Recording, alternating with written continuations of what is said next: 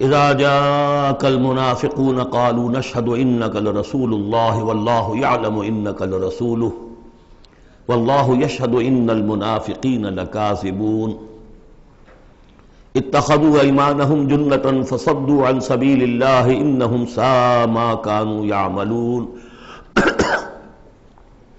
ذلك بانهم آمنوا ثم كفروا فطبع على قلوبهم فهم لا يفقهون صدق الله العظيم رب اشرح لي صدري ويسر لي امري واحلل عقدۃ من لسانی یفقہوا قولی۔ قرآن مجید میں جو مدنی صورتوں کا یہ سب سے بڑا گلدستہ ہے،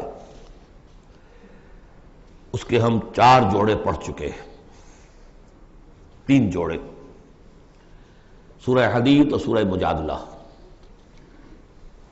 پھر سورہ حشر اور سورہ ممتحنہ، پھر مرکزی جوڑا سورہ صف اور سورہ جمعہ۔ سورہ صف میں نے ایک بات کہی تھی کہ بعد میں جائزہ لے لیں گے، اگر تو ایمان حقیقی اور جہاد فی سبیل اللہ کا راستہ انسان اختیار کرے، وہ تجارت جو اللہ نے بتائی ہے، هل ادلکم علی تجارت تنجیکم من عذاب علیم، اس کا کیا حل ہے، کیا تجارت ہے؟ تؤمنون باللہ ورسولہ وتجاہدون فی سبیل اللہ باموالکم وانفسکم، یہ اگر کرتے ہو تو عذاب علیم سے بھی چھٹکارا ہے، تمہارے گناہ بھی معاف کر دیے جائیں گے، جنتوں میں داخل کیے جاؤ گے، مساکن طیبۃ فی جنات عدن دیے جاؤ گے۔ ایک خاص حد تک تمہارے ایمان اور عمل صالح کی جب ہم جانچ پرکھ کر لیں گے اور ثابت ہو گئے کہ تم نے حق ادا کر دیا، تو دنیا میں نصرت بھی آئے گی، فتح بھی ملے گی، اور سب سے بڑی بات یہ کہ تم اللہ کے مددگار قرار پاؤ گے۔ نہیں کرتے ہو اور ایمان کے دعوے ہیں اور اللہ سے محبت کے اور رسول سے عشق کے، تو کبر مقتا عند اللہ ان تقولوا ما لا تفعلون، اللہ تعالیٰ کی بیزاری شدید ہوتی چلی جا رہی ہے تمہارے اس طرز عمل پر، اور آگ سے چھٹکارا پانے کا خیال تمہارا خود ساختہ خیال ہے، امید موہوم ہے، اس لیے کہ کلام جو ہے یہ محمل کلام نہیں ہے۔ هل ادلکم علی تجارت تنجیکم من عذاب علیم، وہ تجارت تمہیں بتائی جائے جو عذاب علیم سے چھٹکارا دلا دے، وہ نہیں کرتے ہو اور چھٹکارا ہو گیا تو پھر یہ کلام غلط ثابت ہو گیا، پھر یہ کلام محمل ہے، بے معنی ہے۔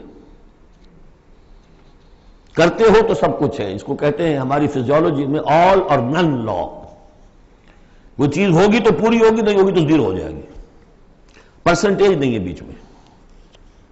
مسلز کے بارے میں، یہ والنٹری مسلز جو ہوتے ہیں، ان کی کنٹریکشن جو ہوتی ہے آل اور نن، اگر تو سٹیمولس پورا مل جائے گا تو پوری کنٹریکشن ہوگی، اور اگر وہ سٹیمولس جو ہے کم ہے تو بالکل نہیں ہلے گا وہ، یہ نہیں کہ وہ درمیان میں، آل اور نن لا۔ اچھا، اس کے لیے جو آدمی چاہیے کیسے ٹرین کرنا، کیسے تیار کرنا، وہ سورۃ جمعہ۔ اب یہ جو دوسرا، بلکہ کہنا چاہیے کہ جو چوتھا جوڑا آ رہا ہے، اس میں ایک تو ترتیب آپ الٹی دیکھ رہے ہیں، پہلے آ رہی ہے وہ سورت جس میں کہ تسبیح کا ذکر نہیں ہے، بعد میں آئے گی سورہ تغابن جس میں تسبیح کا ذکر ہے۔ دوسری بات یہ کہ یہاں نفاق کا تذکرہ ہے اور سورہ تغابن میں ایمان حقیقی پر جامع ترین سورت ہے۔ میں نے آپ کو پہلے ہی بتایا تھا کہ وہ مباحث، اب نفاق کی جو بحثیں آئی ہیں سورہ نساء اور سورہ توبہ کا تو اکثر حصہ اس پر مشتمل ہے، اور بھی تقریباً تمام مدنی صورتوں کے اندر وہ ذکر موجود ہے، کہیں ذرا ڈھکا چھپا ہے جیسے سورہ بقرہ میں، کہیں کھلم کھلا ہے، اعلانیہ ہے۔ اسی طریقے سے ایمان کی بحثیں تو پوری مکی قرآن میں پھیلی ہوئی ہیں، اور اس کے بلکہ اور خلاصے نکال نکال کر بہترین جو ہے مدنی قرآن میں بھی لکھ دیے گئے ہیں، آیات الآیات ہے، آیت الکرسی ہے۔ لیکن ایک خلاصہ 11 آیتوں پر مشتمل نفاق کی حقیقت پر یہ سورہ منافقون، یہ منفی ہے، مثبت شے کہ ہے ایمان، 18 آیتوں پر مشتمل جامع ترین سورت قرآن حکیم کی ایمان کے موضوع پر سورہ تغابن۔ نفاق کے بارے میں چند باتیں سمجھ لیجئے جو اگرچہ پہلی بحث میں بہت آ چکی ہیں، لیکن آج پھر میں بتا دینا چاہتا ہوں۔ نفاق کی 2 قسمیں، ایک وہ شخص جو شعوری طور پر دھوکہ دینے کے لیے ایمان لایا، وہ شروع ہی سے منافق ہے، ایک دن بھی اسے ایمان کی لذت نصیب ہوئی نہیں۔ سورہ آل عمران میں اس کی مثال موجود ہے، سازش کی، صبح کو ایمان لاؤ شام کو مرتد ہو جانا، تاکہ یہ اسلام کی جو ساکھ بن گئی ہے، گڈ ول بن گئی ہے، یہ ختم ہو جائے۔ تو ظاہر بات ہے جیسے کہ فرمایا گیا سورہ مائدہ میں وَقَدْ دَخَلُوا بِالْكُفْرِ وَهُمْ قَدْ خَرَجُوا بِهِ، وہ کفر کے ساتھ ہی داخل ہوئے تھے اور کفر کے ساتھ ہی نکل گئے، ان پہ ایک لمحہ بھی ایمان حقیقی کا آیا ہی نہیں۔ یہ بہت کم لوگ تھے اس قسم کے منافق۔ اصل منافق جو وہ کون تھا؟ دعوت آئی، دعوت نے قبول، دل نے قبول کیا، بات ٹھیک ہے، صحیح بات ہے، چلو پیش قدمی کرو، لیکن تھے کم ہمتیں، بزدل، تھڑ دلے۔ اب ظاہر بات ہے یہ دعوت تھی انقلابی دعوت، انقلابی دعوت میں تصادم کے مراحل آتے ہیں، اور وہاں جو ہے تکلیفیں، آزمائشیں، مصیبتیں، ایثار مال، بذل نفس، یہاں تک کہ وہ مرحلہ بھی آ سکتا ہے کہ نقد جان ہتھیلی پر رکھو اور میدان میں آ جاؤ۔ اب جو ذرا کمزور لوگ تھے ان کی ٹانگیں ذرا ہلنی شروع ہوئی، کپ کپی۔ پہلا مرحلہ یہ ہوا ان میں کہ انہوں نے اپنی قصور کو ماننا، ہم سے خطا ہو گئی، غلطی ہوئی۔ یہ سورہ توبہ میں پڑھ چکے ہیں، خلطوا عملا صالحا وآخر سیئا۔ اب یہ ہے کہ کسی وقت اچھے کام بھی کر رہے ہیں، کسی وقت کوئی برا کام بھی کر دیا، کبھی کوئی لبیک بھی کہہ دیا، کبھی کہیں کھسک گئے، لیکن اپنی غلطی مان لی کہ حضور ہم سے غلطی ہوئی، ہم کوئی جھوٹا بہانہ نہیں بناتے، آپ جو سزا چاہیں دے لیں، ہم حاضر ہیں۔ اس درجے کو کہیں گے ضعف ایمان، یہ نفاق نہیں ہے، ضعف ایمان۔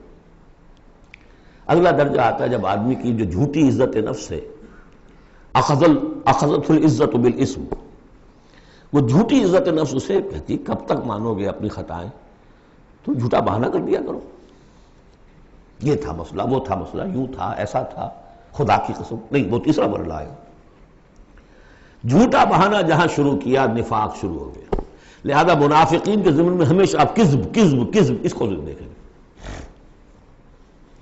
اگلا مرحلہ آیا اور ہم دیکھا کہ یہ تو اب ہماری قسم، ہم جو بہانہ بناتے تو لوگ مسکراتے ہیں، کچھ وہ سمجھتے ہیں کہ یہ جھوٹا بہانہ بنا رہا ہے، لہذا قسمیں کھا کر مؤکد کیا اپنی قسموں سے۔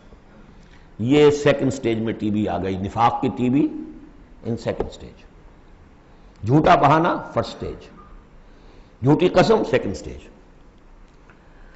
ایک عرصہ آتا ہے جس کے بعد اس پر بھی اعتماد لوگوں کا اٹھ جاتا ہے، تو اب ان کے اندر ایک شدید قسم کا ریئیکشن پیدا ہوتا ہے، ایمان اور اہل ایمان کی دشمنی پیدا ہو جاتی ہے، اور یہ دشمنی سب سے زیادہ ٹارگٹ کرتی ہے قائد کو۔ اس نے ہمارے لیے ساری مصیبت کھڑی کر دی، ہم آرام سے اپنے مدینے میں آباد تھے، رہ رہے تھے، یہ آ گیا، اس نے آ کر یہ سارا جو ہے معاملہ ہمارے لیے، بھائی کو بھائی سے جدا کر دیا، خاندانوں میں رفت پیدا کر دی۔ اب ہمارے دوستیاں تھیں ان سے اوس اور خزرج کی دوستیاں تھیں، ان تمام یہودی قبائل سے ہمارے وہ سارے حلیفی تعلقات ٹوٹ گئے، تو وہ ساری دشمنی جو ہے اب یہ عداوت بن جاتی ہے اہل ایمان کی، اور خاص طور پر اہل ایمان کے قائد جو اس وقت کون تھے؟ محمد رسول اللہ۔ دس از دی تھرڈ سٹیج۔ یہ ٹی بی کی وہ تھرڈ سٹیج ہے جو پہلے کبھی ہو جاتی تھی تو ہم سمجھتے تھے کہ اب یہ لا علاج ہے۔ یہ ہے نفاق کی اصل حقیقت۔ اسی لیے اس وقت جو لوگ کسی تحریکی تصور سے آشنا ہی نہیں، انقلابی تصور دین ان کے سامنے آیا ہی نہیں، وہ منافق نہیں ہو سکتا، وہ ضعیف الایمان آدمی ہے۔ لیکن جو شخص ایک مرتبہ کسی تحریک کو، انقلابی تحریک کو قبول کر کے آگے آ جائے، اب وہ منافق ہو جائے گا اگر وہ ٹھیک نہیں چلتا ہے۔ یہ بات میری جو ہے آج پلے باندھ لیجئے۔ عام اس وقت مسلمان منافق نہیں، انہیں پتہ ہی نہیں کہ دین کا تصور یہ ہے، دین کا یہ مطلب ہے، مولویوں نے سمجھایا ہی نہیں۔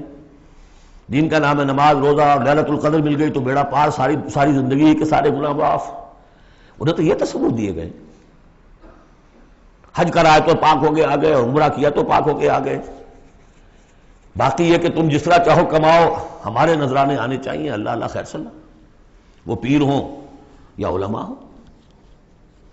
لہذا وہ بھی چاہ رہے، وہ منافق منافق نہیں ہے، وہ ضعیف الایمان ہے، جو بھی ہے وہ اللہ تعالیٰ جو معاملہ ان سے کرے۔ جو شخص کسی حقیقی انقلابی اسلامی تحریک سے متعلق ہو جائے، اس کو حق سمجھ کر، پھر اگر وہ پیچھے ہٹ رہا ہے اس لیے کہ قائد میں اسے کوئی چیز ایسی نظر آئی کہ یہ تو غلط کار انسان ہے، دھوکے باز انسان ہے، ٹھیک ہے، پیچھے ہٹ جانا چاہیے۔ اگر یہ طریقہ کار جو اس نے بتایا تھا یہ اس سے منحرف ہو گیا ہے، پیچھے ہٹ جانا چاہیے۔ جو اس نے طریقہ کار بتایا تھا اس وقت ہمیں معلوم ہوا تھا ٹھیک ہے، لیکن اب ہم سمجھتے ہیں کہ ٹھیک نہیں ہے، پیچھے ہٹ جانا چاہیے. یہ سب ٹھیک، اس میں نفاق نہیں ہوگا، لیکن محض اس لیے کہ اب مشقت کرنی پڑ رہی ہے، محنت کرنی پڑ رہی ہے، اپنے کیریئر پر آنچ آ رہی ہے، اپنے لیے جو ہیں اور زندگی کی لذتیں جو ہیں ان میں ہمارا گھاٹا پڑ رہا ہے، جائیے کہ کبھی امیر نے ڈانٹ دیا ہے. یہ تو ہوتا ہے جماعتوں کے اندر، ہوتا ہے، زجر بھی ہوتی ہے، توبیخ بھی ہوتی ہے. حضور نے یہاں تک بھی کہا کہ میرا جی چاہتا ہے کہ جو لوگ نہیں آتے فجر کی نماز میں کسی اور کو یہاں پر امام بنا کر کھڑا کر دوں اور جا کر ان کے گھروں کو آگ لگا دوں. یہ بھی تو کہا ہے محمد رسول اللہ صلی اللہ علیہ وسلم. تو بہرحال اس وجہ سے اگر کوئی پیچھے ہٹا تو وہ اس پروسیس میں آ جائے گا، اس کو اچھی طرح سمجھ لینا چاہیے. بسم اللہ الرحمن الرحیم. اذا جاءک المنافقون قالوا نشهد انک لرسول اللہ. اے نبی جب آپ کے پاس آتے ہیں منافق اور وہ کہتے ہیں کہ ہم گواہی دیتے ہیں، ہم کہتے ہیں، ہم اقرار کر رہے ہیں کہ آپ اللہ کے رسول ہیں. واللہ یعلم انک لرسول، اللہ جانتا ہے کہ آپ اس کے رسول ہیں. اللہ سے بڑھ کر اور کون جانتا ہے کہ آپ اللہ کے رسول ہیں. لیکن واللہ یشہد ان المنافقین لکاذبون، اللہ گواہی دیتا ہے کہ یہ منافق جھوٹے ہیں. یہ دل سے بات نہیں کہہ رہے. اتخذوا ایمانہم جنۃ، پہلی سٹیج کاذبون کے حوالے سے یہ جھوٹے ہیں، نفاق کی پہلی سٹیج. پھر انہوں نے اپنی قسموں کو ڈھال بنا لیا. اتخذوا ایمانہم جنۃ فصدوا عن سبیل اللہ، انہوں نے اپنی قسموں کو ڈھال بنا کر اور اللہ کے راستے سے رک گئے. خدا کی قسم یہ مسئلہ تھا، میں اس لیے نہیں جا سکا، میری بیوی بیمار تھی، کوئی دیکھنے بھالنے والا نہیں تھا. انہم ساء ما کانوا یعملون، یہ بہت ہی برا کام ہے جو کر رہے ہیں. ذالک بانہم آمنوا ثم کفروا، یہ وہ لوگ ہیں جو ایمان لا کر کافر ہوئے ہیں، یہ وہ لوگ نہیں ہیں جو دھوکے ہی سے ایمان میں داخل ہوئے تھے. تھوڑی سی پونجی انہیں ملی تھی ایمان کی، آئے تھے اس وقت بدنیت نہیں تھے، ان کی فطرت نے اپیل کیا تھا اس دعوت نے. لیکن اب جو پاؤں ان کے ہلے ہیں وہ انہیں کیا پتا تھا کہ یہ شہادت گاہ الفت میں قدم رکھنا ہے، لوگ آسان سمجھتے ہیں مسلمان ہونا. یہ تو انہیں معلوم نہیں تھا. یہ تو معلوم نہیں تھا وَلَنَبْلُوَنَّكُمْ بِشَيْءٍ مِّنَ الْخَوْفِ وَالْجُوعِ وَنَقْصٍ مِّنَ الْأَمْوَالِ وَالْأَنفُسِ وَالثَّمَرَاتِ وَبَشِّرِ الصَّابِرِينَ. وہ تو بن گئے تھے مسلمان. جیسے آئے حضور، پورے اوس و خزرج کے قائدین ایمان لا چکے تھے، سارا قبیلہ لے آیا، ٹھیک ہو گیا. انہیں کیا پتا تھا کیا کچھ آ رہا ہے اس کے پیچھے. یہ ایمان جو ہے یہ تو یوں سمجھیے کہ ٹپ آف دی آئس برگ ہے، اس کے نیچے جو اصل برگ جو آیا ہے برف کا توتا، تو وہ پھر ان کے پاؤں ہے. اس میں بھی جب تک اقرار ہو اپنے تقصیر کا تو وہ ذوف ایمان کہلائے گا، نفاق نہیں. خذ من اموالہم صدقۃ تطہرہم وتزکیہم بہا، ایسے لوگوں کا علاج بھی سورہ توبہ میں آ چکا ہے. لیکن جھوٹ بہانا پہلی منزل، جھوٹی قسم دوسری منزل، اور پھر عداوت آگے آئے گی چل کر اسی صورت میں. ذالک بانہم آمنوا ثم کفروا، یہ اس لیے کہ ایمان لائے پھر کفر کیا. فطبع علی قلوبہم، اب اللہ نے ان کے دلوں پر مہر کر دی ہے. فہم لا یفقہون، اب یہ تفقہ حقیقی تفقہ سے خالی ہو چکے. وَإِذَا رَأَيْتَهُمْ تُعْجِبُكَ أَجْسَامُهُمْ، جب اے نبی آپ انہیں دیکھتے ہیں ان کے جسم آپ کو بڑے اچھے لگتے ہیں، بڑے تن و توش والے ہیں. وَإِن يَقُولُوا تَسْمَعْ لِقَوْلِهِمْ، جب وہ آپ سے بات کرتے ہیں تو آپ بڑے غور سے سنتے ہیں. چودھری لوگ جو ہوئے، سرمایہ دار بھی ہوئے، چودھری بھی ہوئے، تو ان کی حیثیت ہے تو آپ توجہ سے سنتے ہیں ان کی بات.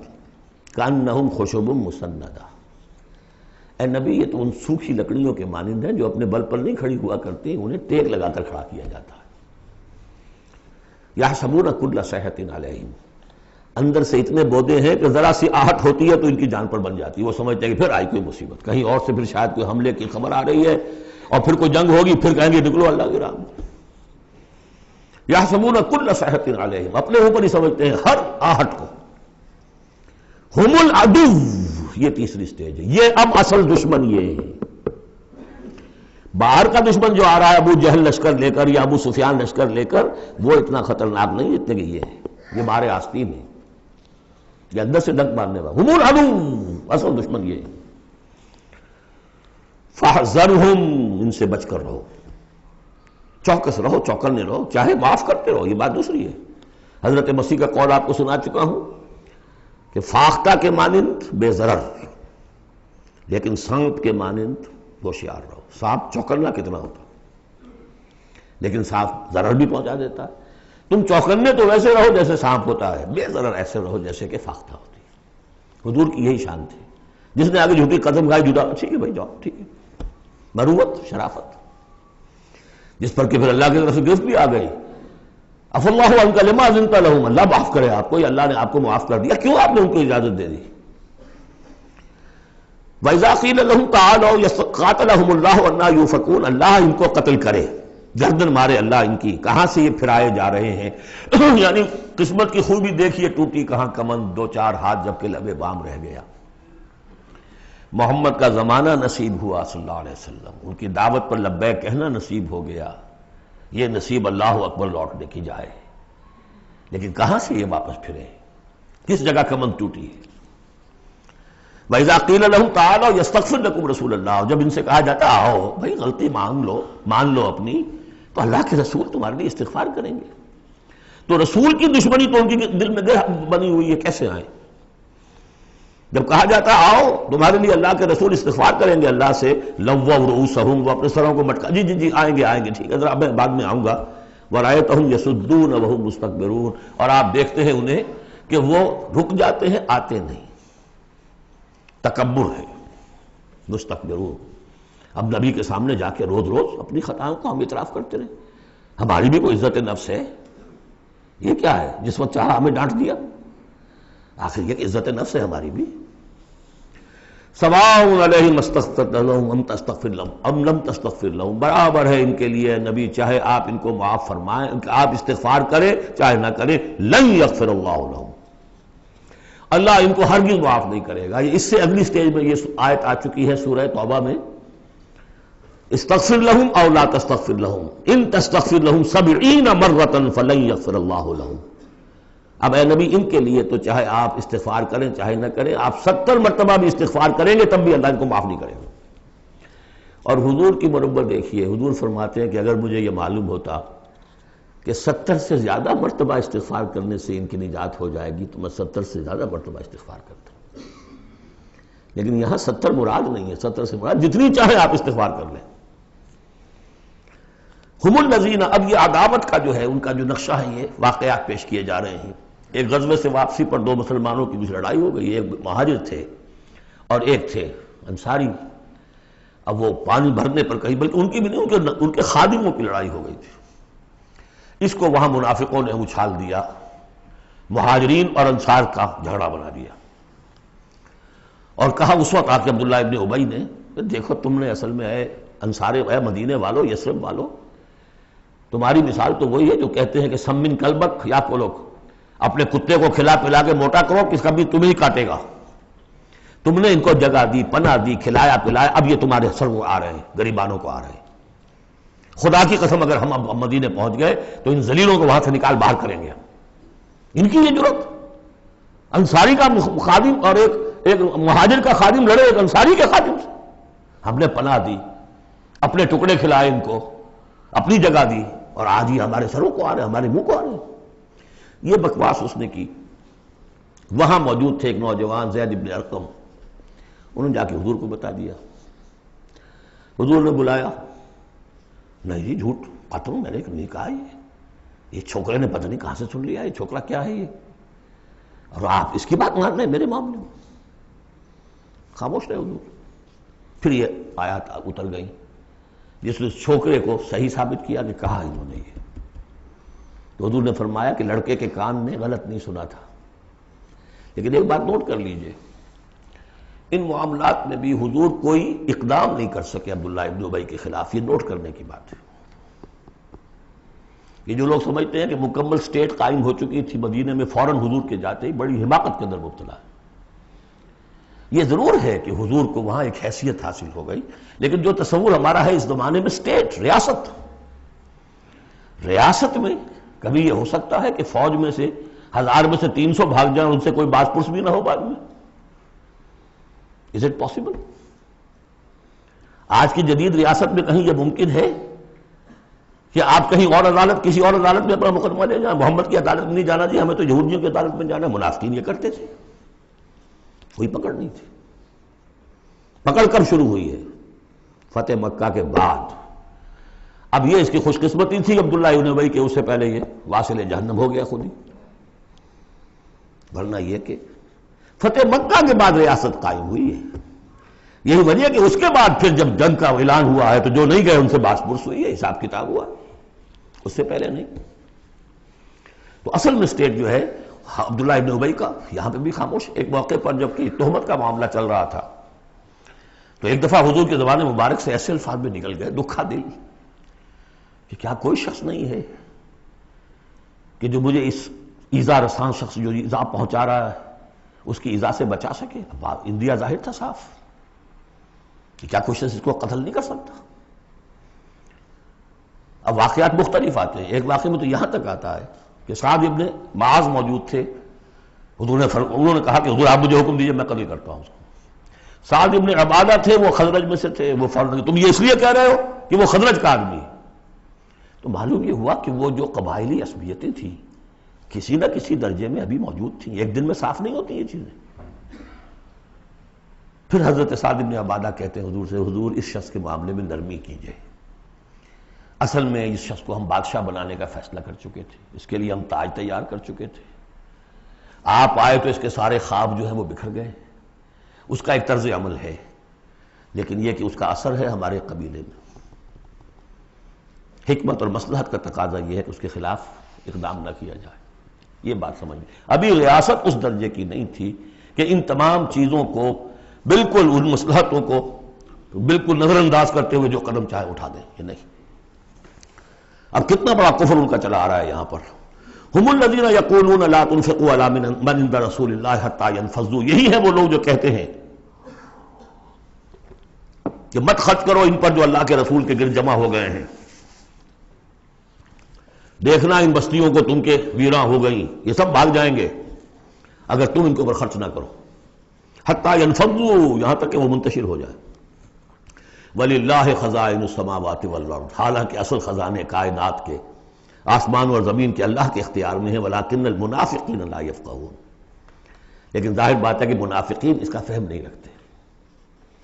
يَقُولُونَ لَئِن رَجَعْنَا إِلَى الْمَدِينَةِ لَيُخْرِجَنَّ الْأَعَزُّ مِنْهَا الْأَذَلَّ، اور وہ کہتے ہیں اگر ہم مدینے لوٹ گئے، اب چونکہ اس فوج واپس آ رہی تھی ایک جنگ سے، اب جب مدینے پہنچ جائیں گے تو لازماً جو عزت والے ہیں نکال باہر کریں گے ان ذلیلوں کو. اور ذلیل سے مطلب کمزور، ذلیل کا مطلب جو ہے وہ ہماری زبان میں جو ہوتا ہے کمینہ وہ نہیں ہے، ان کو ہم نکال باہر کریں گے. وَلِلَّهِ الْعِزَّةُ وَلِرَسُولِهِ وَلِلْمُؤْمِنِينَ، حالانکہ عزت تو اللہ کی ہے اور اہل ایمان کی ہے، اللہ کے رسول کی ہے اور اہل ایمان کی ہے. وَلَٰكِنَّ الْمُنَافِقِينَ لَا يَعْلَمُونَ، لیکن یہ منافق جانتے نہیں. لیکن ہوا یہ کہ جب یہ قول پہنچا ہے، عبداللہ ابن ابی کے بیٹے کا نام بھی عبداللہ ہے، وہ بڑے مخلص نوجوان، خالص، صادق القول، صادق الایمان. انہیں معلوم ہے میرے باپ نے یہ کہا ہے، تو مدینے میں دروازے میں کھڑے ہو گئے ننگی تلوار لے کر. اپنے باپ سے کہا ہے کہ جب تک تم یہ نہیں مانو گے کہ تم ذلیل ہو، عزت ہے اللہ کے لیے اور اس کے رسول کے لیے اور اہل ایمان کے لیے، اس وقت تک مدینے میں گھسنے نہیں دوں گا. فریاد بھی کی، حضور سے بھی کہا، لیکن پھر کہنا پڑا اس کو کہ ہاں اللہ، اس کا رسول اور اہل ایمان عزت والے ہیں، ہم ذلیل ہیں. تب داخل ہوگی. یہ 8 آیات ہیں حقیقت ایمان، اس کی اصل بیماری، اس کی سٹیجز، پروگنوسس کہ کہاں تک یہ لے جا سکتی ہے بیماری کہ رسول کا استغفار بھی مفید نہ رہے. اور 3rd سٹیج دشمنی پیدا ہو جائے. اب اگلی 3 آیات جو دوسرے رکوع کی ہیں اس میں اس کا علاج ہے. علاج جو ہے ایک پریونٹیو ہوتا ہے، کیوریٹیو. پریونٹیو یہ ہے کہ اس مرض کی چھوت نہ لگے، ٹیکہ لگاؤ، اسمال پاکس کا ٹیکہ لگا دو، چھوت نہیں لگے گی. ایک یہ کہ اگر ہو ہی جائے تو پھر یہ ہے کہ اس کا علاج. پریونٹیو کیا ہے؟ یا ایھا الذین آمنوا لا تلھکم اموالکم ولا اولادکم عن ذکر اللہ. اہل ایمان تمہیں غافل نہ کرنے پائیں تمہارے اموال اور تمہاری اولاد اللہ کی یاد سے.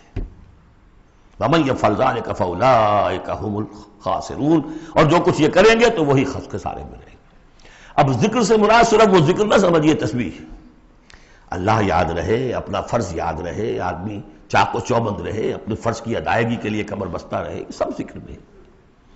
جہاد سے غافل نہ کر دیں تمہارے مال اور اولاد.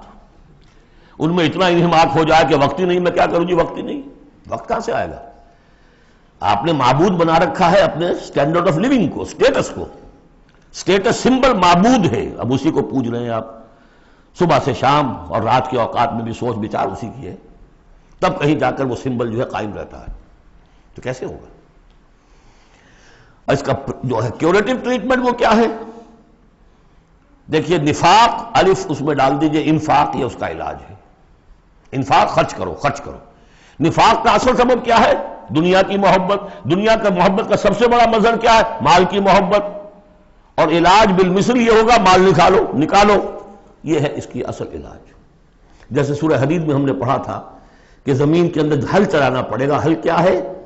ان المصدقین والمصدقات واقرضوا اللہ قرضا حسنا یضاعف لهم ولهم اجر کریم والذین آمنوا باللہ ورسلہ اولئک هم اب یہ گند نکال دو دل سے، پھر ایمان کا بیج پڑے گا تو لہلائے گی کھیتی. پھر صدیقیت کی طرف جاؤ چاہے شہادت کی طرف. یہ تمہاری افتاد تباہ ہے. وَأَنفِقُوا مِمَّا رَزَقْنَاكُم مِّن قَبْلِ أَن يَأْتِيَ أَحَدَكُمُ الْمَوْتُ، اور خرچ کر دو اس میں سے جو کچھ ہم نے تمہیں دیا ہے، اس سے پہلے کہ تم میں سے کسی کی موت کا وقت آئے.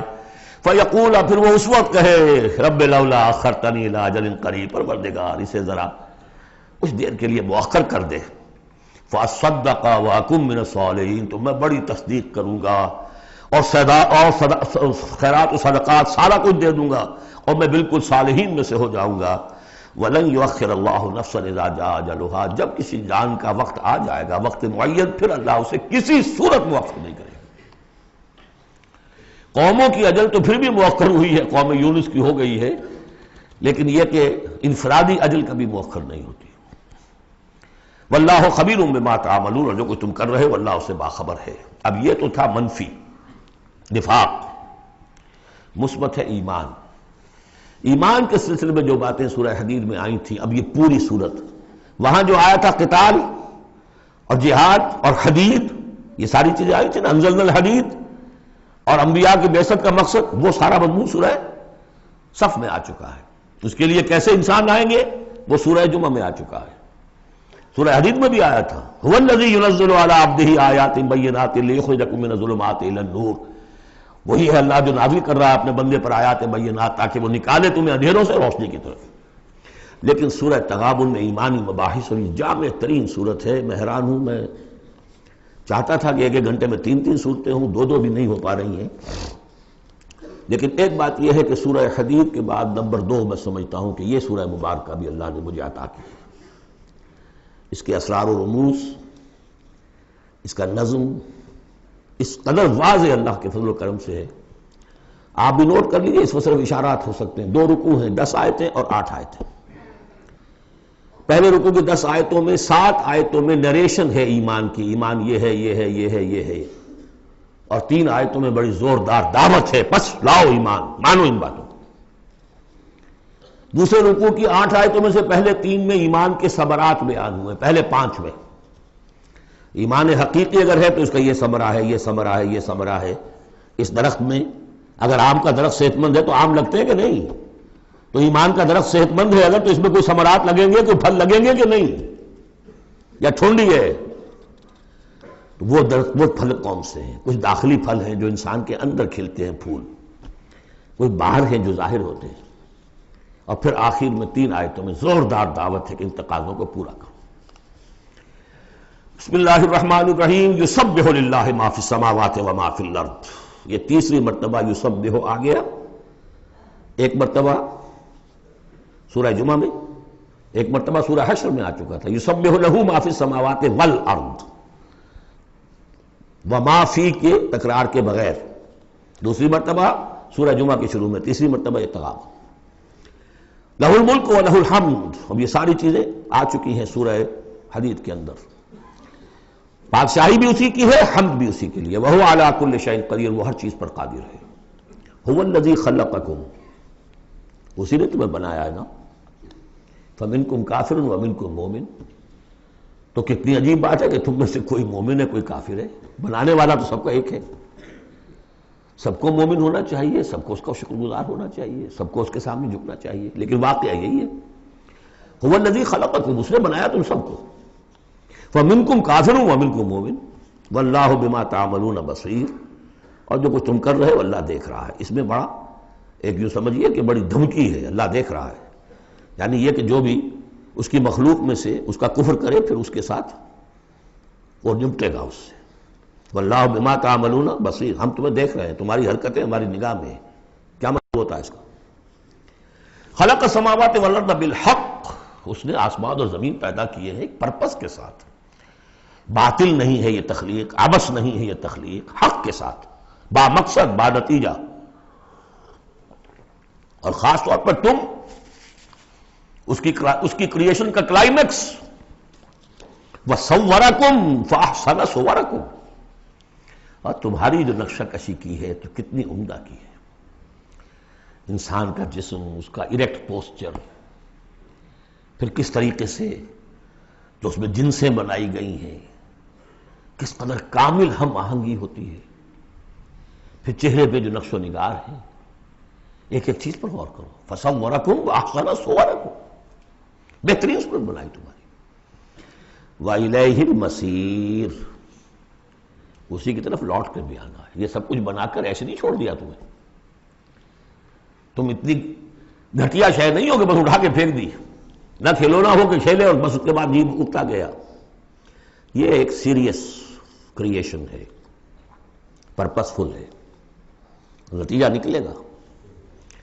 اب دیکھیے ایک آیت میں جمع کیا ہے وہ تمام جو ایمانیات، ایمان بالعلم، علم خداوندی کا جو ایمان ہمارا ہونا چاہیے۔ آپ کو کئی کئی آیتوں میں ملے گا قرآن میں بہت سے مقامات پر، یہاں ایک میں 3 ڈائمنشنز دی ہیں۔ یعلم ما فی السماوات والارض، ایک ڈائمنشن، وہ جانتا ہے جو کچھ آسمان میں ہے، جو کچھ زمین میں ہے۔ کیا باقی رہ گیا؟ لیکن سیکنڈ ڈائمنشن، وَيَعْلَمُ مَا تُسِرُّونَ وَمَا تُعْلِنُونَ، وہ بھی جانتا ہے جو تم چھپاتے ہو اور وہ بھی جانتا ہے جو تم ظاہر کرتے ہو۔ تیسری ڈائمنشن اور آئی، وَاللَّهُ عَلِيمٌ بِذَاتِ الصُّدُورِ، سینوں کے اندر جو کچھ ہے وہ پنہاں ہے، وہ بھی اللہ جانتا ہے۔ میں کافی عرصے تک متردد رہا کہ یہ تو پھر تکرار ہو گئی، جو کچھ ہم چھپاتے ہیں وہی ہمارے سینے میں ہے نا، اور تکرار محض کلام کا عیب ہے۔ یقیناً یہاں کوئی اور بات ہونی چاہیے۔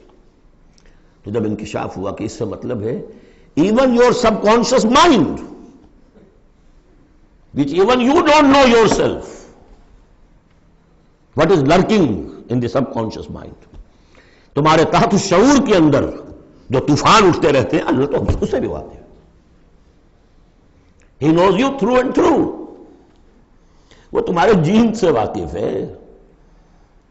هو عالم بكم اذ انتم اجنة في بطون امہاتکم، اپنی ماؤں کے پیٹ میں جنین کی شکل میں تھے، اللہ تب بھی جانتا تھا تمہیں۔ تو وہ تو تمہارے سب کانشیس مائنڈ، تم نہیں جانتے رہے، تمہیں نہیں معلوم، تم بسا اوقات دھوکہ کھا جاتے ہو، تمہارا تحت الشعور جو ہے وہ تمہیں دھوکہ دیتا ہے، لیکن اللہ اس سے بھی واقف ہے۔ الم یاتکم نبأ، اب 4 آیتیں ہو گئی ایمان باللہ پر، اگرچہ اسی میں مضمر ہے ایمان بالآخرہ بھی، معاد بھی۔ 2 آیتیں ایمان باللہ پر، الم یاتکم نبأ الذین کفروا من قبل، کیا تمہارے پاس خبریں آ نہیں چکی ہیں ان لوگوں کی جنہوں نے کفر کیا تھا پہلے؟ قوم نوح، قوم ہود، قوم صالح، پورا مکی قرآن پڑھ چکے ہو نا۔ اب تو ہم نزول کے اعتبار سے بھی بات کہہ سکتے ہیں اور اب اپنے اس دورہ قرآن کے اعتبار سے بات کہہ سکتے ہیں، سارا مکی قرآن پڑھ ہی لیا تقریباً۔ الم یاتکم نبأ الذین کفروا من قبل، کیا آ نہیں چکی تمہارے پاس خبریں ان کی جنہوں نے کفر کیا تھا پہلے؟ اب اس کا تجزیہ کیا ہے، فذاقوا وبال امرہم، انہوں نے اپنے معاملے کی سزا چکھ لی، دنیا میں ہلاک کر دی گئی۔ وَلَهُمْ عَذَابٌ عَلِيمٌ، اور ابھی ان کے لیے عذاب علیم منتظر بھی ہے، ابھی تو عالم برزخ میں ہے نا، عذاب علیم جو آخرت کا ہے وہ تو ابھی منتظر ہے۔ اعد اللہ لہم عذابا علیما، تیار کر کے رکھا ہوا ہے۔ تجزیہ اگلی آیت میں، ذالک بأنہ کانت تأتیہم رسلہم بالبینات، یہ اس لیے ہوا کہ ان کے پاس ان کے رسول آتے رہے واضح نشانیاں لے کر، واضح نشانیاں، واضح معجزے بھی اللہ نے جس کو دیے۔ فقالوا، تو انہوں نے کہا اب بشر یہدوننا، کیا بشر انسان ہمیں ہدایت دیں گے؟ فکفروا، اس پر کفر کیا انہوں نے، وتولوا، اور رخ پھیر لیا، گردن موڑ لی۔ واستغنى اللہ، اللہ بھی غنی ہے، اللہ تو غنی ہے ہی ہے، واللہ غنی حمید، اللہ غنی ہے، حمید ہے۔ اللہ نے بھی کہا دفع ہو جاؤ، جدھر جانا جاؤ۔ اب یہاں آیا بہت باریک نکتہ، شاید آپ کو بھی وہ برا لگے، اچھا نہ لگے۔ دیکھیے ایک ہی بیماری ہوتی ہے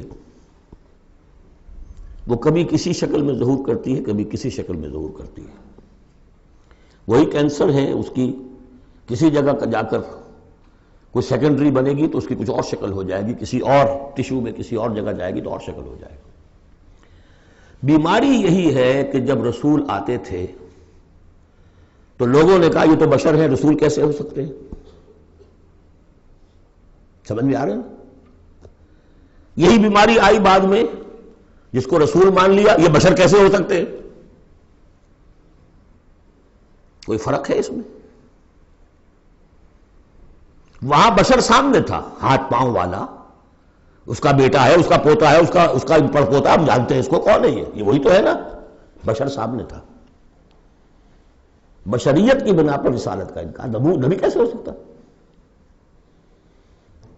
اور جس نے نبی مان لیا خدا بناؤ، یا تو اس کو خدا کا بیٹا تو بناؤ کم سے کم، اور نہیں تو کم سے کم بشریت سے تو نکالو اس کو. ایک ہی مرض ہے، ایک ہی مرض ہے. آخر یہی کوئی تو وجہ ہے نا. قرآن کتنی دفعہ کہلواتا ہے قل انما انا بشر مثلکم یوحی الی انما الہکم الہ واحد. آخری آیت ہے سورہ کہف کی. اے نبی کہیے، ڈنکے کی چوٹ کہیے کہ میں ایک بشر ہوں تمہاری طرح کا. ہاں وہی ہوئی ہے مجھ پر کہ تمہارا الہ تو ایک ہی ہے اور وہ الہ اللہ ہے. فمن کان یرجو لقاء ربہ فلیعمل عملا صالحا ولا یشرک بعبادۃ ربہ احدا. البتہ ایک دوسری انتہا بھی ہمارے ہاں ہے. کچھ لوگوں نے اس نقطے کو ایمفیسائز کرنے کے لیے، جیسے ہم بھی کبھی کسی بات پر زور دینے میں کبھی کوئی لفظ ذرا مناسب سے ہٹ کر غیر مناسب لفظ ہم استعمال کر بیٹھتے ہیں. ہمارے بزرگوں سے بھی ہوا، کسی نے کہا بڑے بھائی بنا دیا، کسی نے کوئی اور مثال دے دی. ایسی بات بھی نہیں ہے. نبی کے بعض خصائص ایسے بھی ہیں کہ جو واقعتاً عام بشر کے نہیں ہیں. یہ حدیث بھی تو محمد رسول اللہ کی صلی اللہ علیہ وسلم،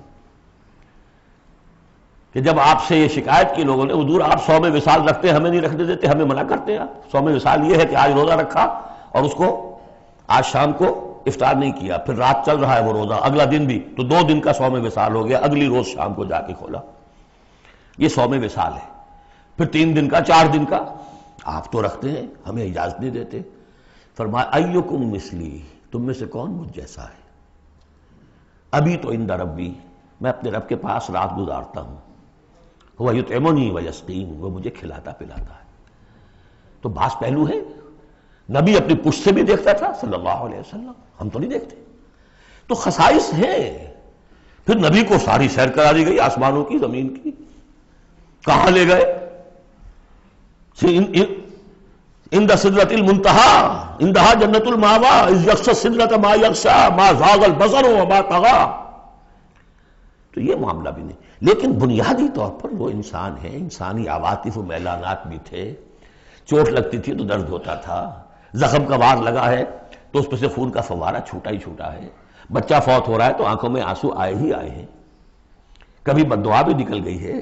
کیف یہدی اللہ قوما خضبوا وجہ نبیہم بالدم، سب پڑھ چکے ہیں ہم یہ پورا قرآن مجید میں.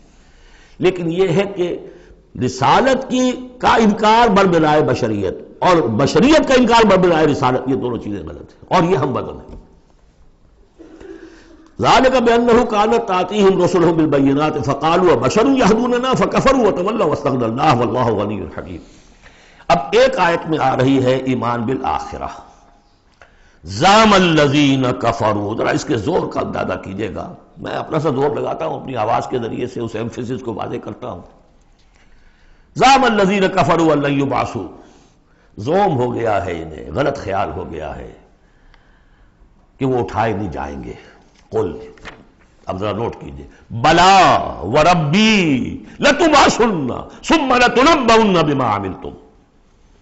کہہ دو اے نبی کیوں نہیں، اور مجھے میرے رب کی قسم ہے. کون کھا رہا ہے قسم؟ محمد رسول اللہ صلی اللہ علیہ وسلم. لتبعثن، تم لازماً اٹھائے جاؤ گے. ثم لتنبؤن بما عملتم. یہ اس پر جو خطبہ تھا حضور کا، پہلا خطبہ جو آپ نے دیا ہے بنو ہاشم کو دعوت میں، وہ میرے کتابچے میں موجود ہے. دعوت اللہ اردو میں اور کال ٹو اللہ انگریزی میں. اس کا متن موجود ہے، وہ ہے کہ اس کی شرح ہے. واللہ لتموتن کما تنامون ثم لتبعثن کما تستيقظون ثم لتجزون بالاحسان واحسانا واللہ لتموتن کما تنامون، خدا کی قسم تم سب مر جاؤ گے جیسے روزانہ رات کو سو جاتے ہو. ثم لتبعثن کما تعملون ثم لتبعثن کما تستيقظون، جیسے روزانہ صبح کو بیدار ہو جاتے ہو ایسے اٹھا لیے جاؤ گے قیامت کے دن. ثم لتحسبن بما تعملون، پھر تمہارا حساب کتاب لیا جائے گا جو تم نے عمل کیا ہے. ثم لتجزون بالاحسان احسانا وبالسوء سوءا، پھر بدلہ ملے گا بھلائی کا بدلہ برائی کا بدلہ. وانھا لجنۃ ابدا او لنار ابدا. قل بلا وربی لتبعثن ثم لتنبؤن بما عملتم وذلک علی اللہ یسیر، اور یہ اللہ پر بہت آسان ہے. 7 آیتیں پوری ہو گئیں، 4 ذات و صفات، 2 رسالت، 1 آخرت. اب سنیے فآمنوا باللہ، یہ فا بہت اہم ہے یہاں پر، بس ایمان لاؤ اللہ پر اور اس کے رسول پر. والنور الذی انزلنا، اس نور پر جو ہم نے نازل فرمایا. واللہ بما تعملون خبیر، جو کچھ تم کر رہے ہو اللہ اسے باخبر ہے. اب یہاں دیکھیے ریورس ہو جائے گا آرڈر، ریشو پروپورشن. اب یہاں ایک آیت میں اللہ اور اس کے رسول کا ذکر آ گیا، اور اس میں بھی واللہ بما تعملون خبیر کے اندر آخرت کا ذکر ہے. اللہ باخبر ہے، تو اللہ کے پاس یہ ساری خبریں اس نے رکھی ہوئی ہیں، کوئی ریسرچ کوئی تھیسس لکھنا ہے اس کو تمہیں سزا دینے کے لیے. لیکن اب 2 آیتیں آ رہی ہیں شاندار آخرت کے لیے. یوم یجمعکم لیوم الجمع ذالک یوم التغابن، جس دن کہ وہ جمع کرے گا تمہیں اس جمع ہونے والے دن، وہ ہے ہار اور جیت کے فیصلے کا دن. جو اس روز جیتا وہ جیت گیا، جو اس روز ہارا وہ ہار گیا. یہ دنیا کی ہار اور جیت کیا ہے؟ کچھ بھی نہیں. ایک ڈرامے کے اندر کوئی جیت گیا کوئی ہار گیا، نہ وہ جیت ہے اور نہ یہ ہار ہے. اصل جیتا وہ جو وہاں جیتا، اصل ہارا وہ جو وہاں ہارا. ذالک یوم التغابن، وہ ہے ہار اور جیت کے فیصلے کا دن. ومن یؤمن باللہ، جیت کس کی ہوگی؟ جو ایمان لائے اللہ پر، ویعمل صالحا، اور عمل کرے اچھے. اس کی تفصیل کچھ آگے آ جائے گی کیا کیا عمل کرنے ہیں. یکفر عنہ سیئاتہ، اللہ تعالیٰ اس سے اس کی برائیوں کو دور کر دے گا. ویدخلہ جنات تجری من تحتہا الانہار، اور ان باغات میں داخل کرے گا جن کے دامن میں ندیاں بہتی ہوں گی. خالدین فیہا ابدا، وہ رہیں گے اس میں ہمیشہ ہمیش. ذالک الفوز العظیم، یہ ہے بڑی کامیابی. والذین کفروا وکذبوا بآیاتنا اولئک اصحاب النار خالدین فیہا، اور جو لوگ انکار کریں گے اور تکذیب کریں گے ہماری آیات کی، وہ ہوں گے جہنمی اور رہیں گے اس میں ہمیشہ ہمیش. وبئس المصیر، اور یہ برا ٹھکانہ ہے. 10 آیات میں ایمانیات ثلاثہ کی بہترین جامع ترین تعبیر، تجزیہ، ایک زوردار دعوت ایمان. فآمنوا باللہ ورسولہ. اب جو 8 آیات ہیں، 3 میں اب 5 میں اب ثمرات ایمانی. پہلا ثمرہ کیا ہے؟ ما صاب من مصیبت الا باذن اللہ ومن یؤمن باللہ یہد قلبہ واللہ بکل شیء علیم. اگر اللہ پر ایمان حقیقت میں دل میں پیدا ہو گیا تو تمہیں معلوم ہے کہ پتہ تک جنبش نہیں کر سکتا جب تک کہ اللہ کا اذن نہ ہو. تم پر کوئی مصیبت کیا بغیر اللہ کے اذن کے آ گئی ہے؟ کیا بغیر اس کے علم کے آ گئی ہے؟ اور اگر اللہ کی اذن سے آئی ہے تو تمہارے ایمان کا تقاضا ہے کہ سمجھو کہ اس میں خیر ہی ہوگا، چاہے یہ مجھے اس وقت بری لگ رہی ہے، مجھے اچھی نہیں لگ رہی ہے، خیر ہوگا. عسیٰ ان تکرہوا شیئا وہو خیر لکم. لہذا بندہ مومن کی زبان پر کیا دل میں بھی کبھی اللہ کے خلاف شکایت کا انداز پیدا نہ ہو. یہد قلبہ، تسلیم و رضا، جو اللہ کی طرف سے آئے. ہم بھی تسلیم کی خو ڈالیں گے، بے نیازی تیری عادت ہی صحیح. نہ شود نصیب دشمن کے شود ہلاک تیغت، سر دوستاں سلامت کے تو خنجر آزمائی. اے اللہ جو تیری طرف سے خیر، بیدک الخیر.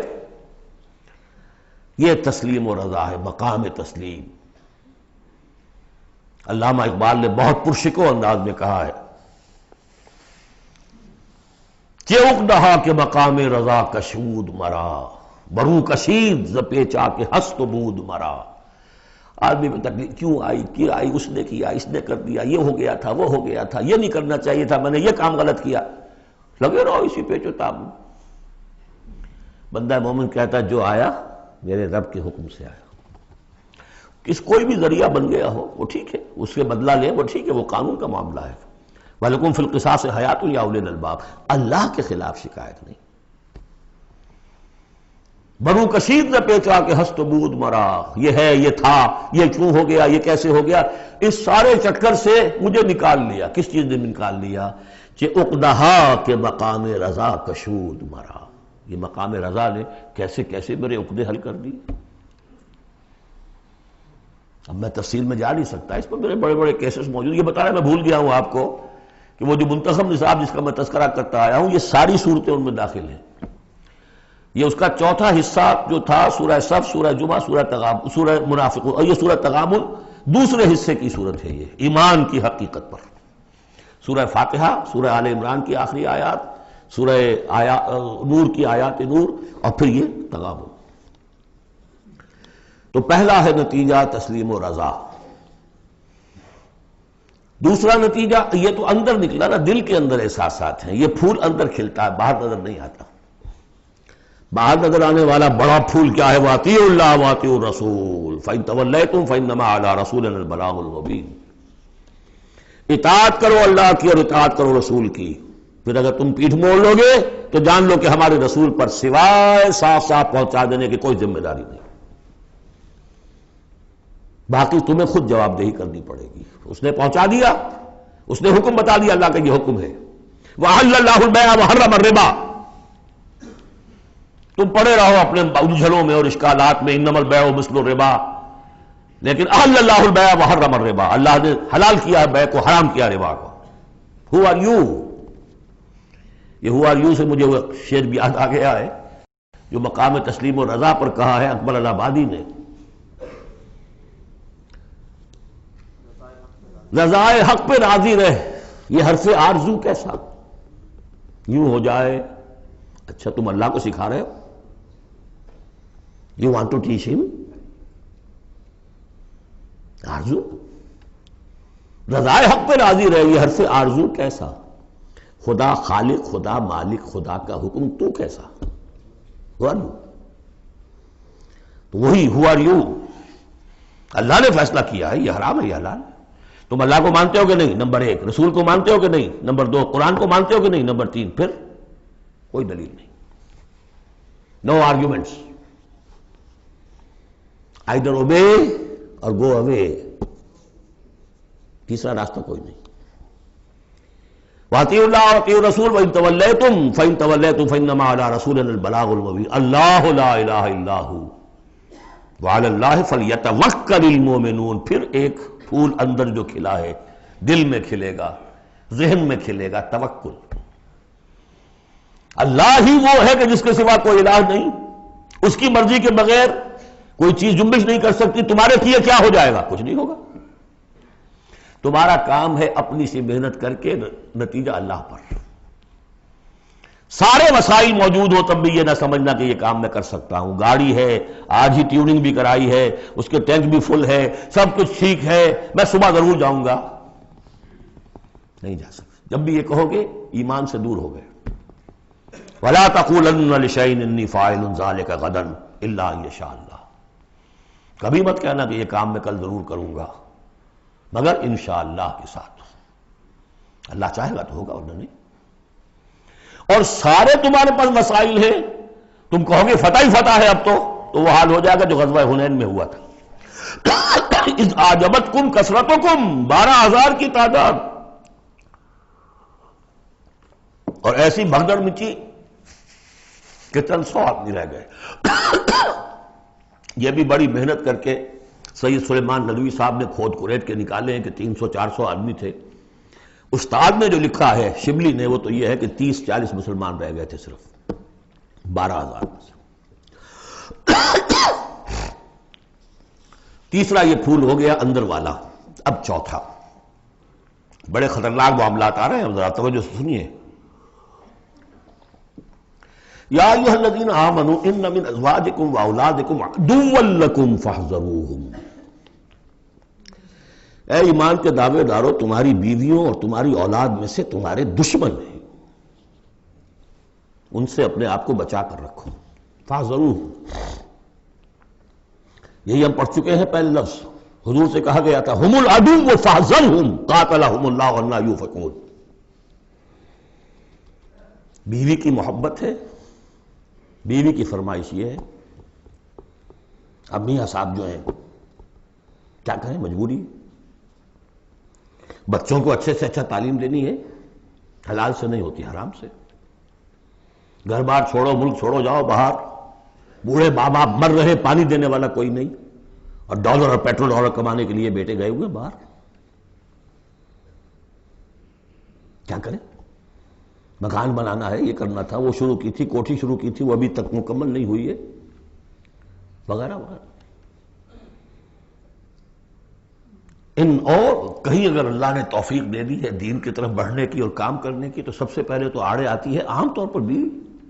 دماغ خراب ہوا آپ کا، وہ بھی تو بڑا دیندار ہے، آپ سے زیادہ لمبی داڑھی ہے اس کے، وہ تو ساری رشوتیں بھی لیتا ہے اور یہ بھی کرتا ہے وہ بھی کرتا ہے، آپ ہی بڑے دیندار بن کر آ گئے۔ ناشتے پہلے ہوتے تھے پراٹھوں کے اور انڈوں کے، اور اب مل رہی ہے سوکھی روٹی، ظاہر بات ریزنٹمنٹ تو ہوگی۔ ان من ازواجکم واولادکم عدوا لکم فاحذروہ، یہ بالکل الٹی باتیں ہیں ہمارے تصورات کے بالکل برعکس۔ انقلابی تحریک کے اعتبار سے 100% ہر چیز فٹ بیٹھتی ہے، وہ تصور نہ ہو تو یہ ساری باتیں جو ہیں یہ ایسی منتشر ہو جاتی ہیں، انمل بے جوڑ سی ہیں۔ یا ایھا الذین آمنوا ان من ازواجکم واولادکم عدوا لکم فاحذروہم، لیکن اس کے ساتھ ہی دیکھیے بیلنس کیا ہے، یہ میرے نزدیک قرآن مجید کے اعجاز کا ایک بہت اہم مقام ہے، جہاں ایک طرف یہ بتا دیا چوکس رہو، چوکنے رہو، سانپ کی طرح ہوشیار رہو، بیوی اور اولاد کی محبت تم سے کوئی غلط کام نہ کرا دے، لیکن یہ بھی نہیں کہ گھر کو آپ میدان جنگ بنا لیں، بلکہ معاف کرو، بخش دو، ساتھ یہ بھی ہے بیلنس کا ہے۔ وَإِن تَعْفُوا وَتَصْفَحُوا وَتَغْفِرُوا، تین الفاظ آ رہے ہم معنی، اگرچہ معنی مختلف ہے۔ عفو کہتے ہیں کسی کو ڈھیل دینا، داڑھی کے لیے بھی آیا ہے حدیث میں اعفوا اللحیٰ، داڑھیاں چھوڑو، داڑھیوں کو بڑھاؤ۔ عفو کے معنی ایک تو پکڑ لیا فوراً، چھوڑو، ڈھیل دو۔ تصفحوا، کبھی کبھی ایسا بھی ہو کہ کوئی غلطی ان کی دیکھی اور ذرا دیکھی اندیکھی کر دی، چہرہ اپنا پھیر لیا، اسے پتہ ہی نہ چلے کہ دیکھا ہے، ابا جان نے دیکھا ہے یا شوہر نے دیکھا ہے، کیونکہ ہر بات کو پکڑیں گے اگر آپ تو ضد بھی پیدا ہو جائے گی، کسی وقت جو ہے ایک نیگیٹو سائیکالوجی ڈیولپ ہو جائے گی۔ تغفروا، بخش دینا، یعنی جیسے کہ مغفر جو ہے سر کو ڈھانپ لیتا ہے، ڈھانپ دینا ان کی غلطی کو۔ وَإِن تَعْفُوا وَتَصْفَحُوا وَتَغْفِرُوا فَإِنَّ اللَّهَ غَفُورٌ رَحِيمٌ، تو اللہ بھی تو غفور اور رحیم ہے نا۔ تم چاہتے ہو کہ نہیں، جیسے سورہ نور میں آیا تھا کہ اے ابو بکر تم نے اپنے اس بھانجے یا اپنے عزیز مصطح کا جو ہے جو مدد کرتے تھے روک دیا ہے، کیا تم نہیں چاہتے کہ اللہ تمہیں معاف کرے؟ اگر تم چاہتے ہو اللہ تمہیں معاف کرے، تم بھی اس کو معاف کرو۔ وَإِن تَعْفُوا وَتَصْفَحُوا وَتَغْفِرُوا فَإِنَّ اللَّهَ غَفُورٌ رَحِيمٌ۔ اب یہ آ گیا، دیکھیے پہلے ایک انڈیویجول، ایک مرد مومن، اس کی زندگی میں دو پھول اندر کھلے، ایک باہر والا پھول جو ہے وہ گوبھی کا پھول ہے بہت بڑا، اندر والا ہے تسلیم و رضا توکل، اور باہر والا جو ہے اطیعوا اللہ واطیعوا الرسول، وہ تو ظاہر بات ہے کہ پورے دین کے اوپر جو ہے وہ محیط ہو گیا جو بھی حکم ہے۔ لیکن اب اس کے بعد ایک فرد کے گرد سب سے پہلا حلقہ کیا ہے؟ اس کی اولاد، اس کا گھر۔ ان من ازواجکم واولادکم عدوا لکم، یہ تمہارا ایٹیچیوڈ ہونا چاہیے اپنے گھر میں۔ ایک طرف تو وہ جو طبعی محبتیں اللہ نے ڈالی ہوئی ہیں، کہیں وہ تم سے تمہاری منزل کھوٹی نہ کرا دیں، کہیں دین کے راستے پر بڑھنے سے رکاوٹ نہ بن جائے، ہوشیار رہو، فاحذروہم، ان سے بچو۔ لیکن ساتھ ہی ہے کہ گھر کی فضا کے اندر عفو، درگزر۔ دوسرا انما اموالکم واولادکم فتنہ، جان لو تمہارے مال اور تمہاری اولاد تمہارے لیے فتنہ ہے، اسی پر تو ہم آزما رہے ہیں تمہیں۔ زین للناس حب الشہوات من النساء والبنین والقناطیر المقنطرۃ من الذهب والفضة والخیل المسومۃ والانعام والحرث، یاد ہے کہ نہیں سورہ آل عمران کی آیت؟ اللہ نے یہ محبتیں ڈالی ہیں، کبھی تو امتحان ہے، آزمائش ہے، یہ محبتیں ہی نہ ہو تو سب کے سبھی اللہ کے بندے بن جائیں۔ دیکھنا تو یہی ہے کہ تم کس کس چیز کو، کس کس ریزسٹنس کو، کس کس ہرڈل کو عبور کر کے آ سکتے ہو ہمارے پاس. انہی پتھروں پہ ہو کر اگر آ سکو تو آؤ. میرے گھر کے راستے میں کوئی کہکشاں نہیں ہے. جنت جو ہے وہ بہت ناپسندیدہ چیزوں سے گھیر دی گئی ہے. تو یہ اموال اولاد یہ تمہارے لیے فتنہ ہے. جانچے جا رہے. اولاد کو کیا بنانے کی فکر کی تھی تم نے؟ بندہ مومن بنانے کی فکر کی تھی یا ایک پیسہ کمانے والی مشین بنانے کی فکر کی تھی؟ اور اچھی طرح جان لیجئے کسی شخص کے دل میں ایمان کتنا ہے اس کا اصل انڈیکس وہ یہ ہے کہ وہ اپنی اولاد کو کیا بنا رہا ہے. اس نے خود کتنا ہی بہروپ جو ہے وہ بنا بیٹھا ہو، بہت بڑا عالم دین اور مسند نشین اور بہت بڑا صوفی اور بہت بڑا مرشد، لیکن یہ دیکھیے اس نے اپنی اولاد کو کیا بنانے کی کوشش کی ہے. اس کا اصل جو باطن ہے وہ وہاں نظر آئے گا. ویلیوز جو اس کے اندر ہیں وہ وہاں نظر آئیں گے. اب آئی تیسری بات، انما اموالکم واولادکم فتنہ واللہ عندہ اجر عظیم. اللہ ہی کے پاس اجر عظیم ہے. اولاد سے بھی تم یہ نہ سمجھنا کہ تمہارے بڑھاپے کا سہارا بن جائے گا، یہ بھی کچھ پتہ نہیں. کیا پتہ یہی اولاد بڑھاپے میں ٹھوکریں بھی مارے. ٹھوکریں اگر پاؤں سے نہیں ماریں گے زبان سے ماریں گے. سینہ تان کر کھڑے ہو کر کہیں گے، باتیں کریں گے، ابا جان کیا آپ باتیں کرتے ہیں، دقیانوسی باتیں آپ کرتے ہیں، زمانہ بدل گیا، آپ کو کیا معلوم. لیکن اب آ رہا خلاصہ، فاتقوا اللہ ما استطعتم واسمعوا واطیعوا وانفقوا خیرا لانفسکم. اللہ کا تقوی اختیار حد امکان تک، اور سنو اور اطاعت کرو، سنو اور اطاعت کرو. اطیعوا الرسول تو پہلے آ چکا تھا، یہاں یہ کیوں کہا گیا؟ سوچا کبھی آپ نے؟ اس لیے کہ رسول کی اطاعت، رسول کے زمانے میں رسول کے امیر جس کو مقرر کیا اس کی اطاعت بھی تھی کہ نہیں؟ من اطاعنی فقد اطاع اللہ ومن عصانی فقد عصى اللہ ومن اطاع امیری فقد اطاعنی ومن عصى امیری فقد عصانی. غزوہ احد میں اصل جو معصیت ہوئی تھی، نافرمانی ہوئی تھی، وہ کمانڈر کی ہوئی تھی، جہاں سے کہ تیر انداز ان کے حکم کے باوجود، روکنے کے باوجود چلے گئے تھے. کیسی سزا دی اللہ نے. پھر حضور کے زمانے میں تو حضور تھے، آئندہ کون ہوں گے؟ کوئی اللہ کا بندہ ہوگا جو پھر کھڑا ہو، من انصاری اللہ، جو دین کا ہی کام کرنے کے لیے. داعی کھڑے ہوئے ہیں، دعوتیں ہیں. اصل بندہ شہید کھڑے ہوئے، مولانا مودودی کھڑے ہوئے، مولانا الیاس صاحب کھڑے ہوئے، پچھلی صدیوں میں سید احمد بریلوی کھڑے ہوئے. لوگ کھڑے ہوتے رہیں گے. من انصاری اللہ، کون ہے جو میرے ساتھ ہاتھ بٹائے؟ اب آپ دیکھیے اس زمانے میں کون ہے. قبول کیجئے، فاسمعوا واطیعوا، پھر اس کا حکم سنیے اور مانیے. ڈسپلن پارٹی، ورنہ کیا ہوگا؟ کچھ بھی نہیں. عید آزاداں شکوہ ملک و دین اور عید محکومہ ہجوم مومنین. یہ 30 لاکھ کا ہجوم مومنین ہے جو حج میں ہوتا ہے. اگر یہ جماعت ایک ہوتی کسی ایک امیر کے نیچے 30 لاکھ کی، ایک امیر، عظیم الشان انقلاب. وانفقوا، اور خرچ کرو، خیرا لانفسکم، یہی تمہارے لیے، خود اپنے لیے بہتر ہے. لگا دو جو بھی کچھ دیا ہے. وہی دیکھیے جہاں پہ سورہ حدید، آمنوا باللہ ورسولہ وانفقوا مما جعلکم مستخلفین فیہ فالذین آمنوا منکم وانفقوا لہم اجر کبیر ومن یوق شح نفسہ فاولئک ھم المفلحون. اور جو اپنی جی کے لالچ سے بچا لیے گئے، بخل سے نجات پا گئے، وہی ہیں کہ جو اصل میں فلاح، آخری فلاح کو پہنچیں گے. ان تقرضوا اللہ قرضا حسنا، اگر تم اللہ کو قرض حسن دو، یضاعف لکم، وہ تو اس کو تمہارے لیے دگنا کرے گا، چوگنا کرے گا، 700 گنا کرے گا. ویغفر لکم، اور تمہیں بخش دے گا. واللہ شکور حلیم، اللہ شکور بھی ہے، حلیم بھی ہے. شکور اتنا ہے کہ تم جو بھی کچھ کرتے ہو قدر کرتا ہے کہ میرے بندے نے یہ کیا میرے لیے. اور حلیم اتنا ہے کہ تم نہیں بھی دیتے تو فوراً تمہاری گردن نہیں ناپتا. حلیم الطبع ہے. عالم الغیب والشہادہ، وہ جاننے والا ہے کھلے اور چھپے کا. تمہارے سامنے جو کچھ ہے وہ بھی، اور جو تم سے غائب ہے اس کا بھی. العزیز الحکیم، یہ وہ صورت تھی جس کے شروع میں العزیز الحکیم نہیں آیا تھا، یہاں اختتام پر آ گیا. وہ العزیز ہے الحکیم. بارک اللہ لی ولکم فی القرآن العظیم ونفعنی وإیاکم بالآیات والذکر الحکیم.